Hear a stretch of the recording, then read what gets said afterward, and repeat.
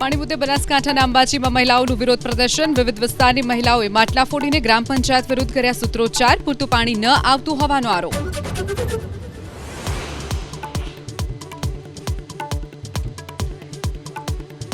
ભાવનગરમાં ભર ઉનાળે આવતીકાલથી કેટલાક વિસ્તારોમાં વીજ કાપ. સવારે 6 થી 11 વાગ્યા સુધી વીજ કાપની 2 લાખથી વધુ લોકોને થશે અસર.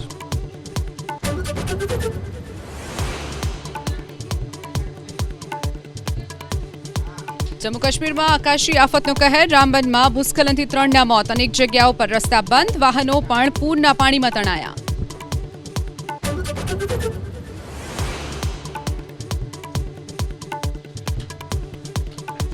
બેંગલુરુ એરપોર્ટ પર ટેમ્પો ટ્રાવેલરની ઇન્ડિગોના વિમાન સાથે ટક્કર. ઘટનાની તસવીરો વાયરલ. ટેમ્પો ટ્રાવેલરને નુકસાન, કોઈ જાનહાનિ નહીં.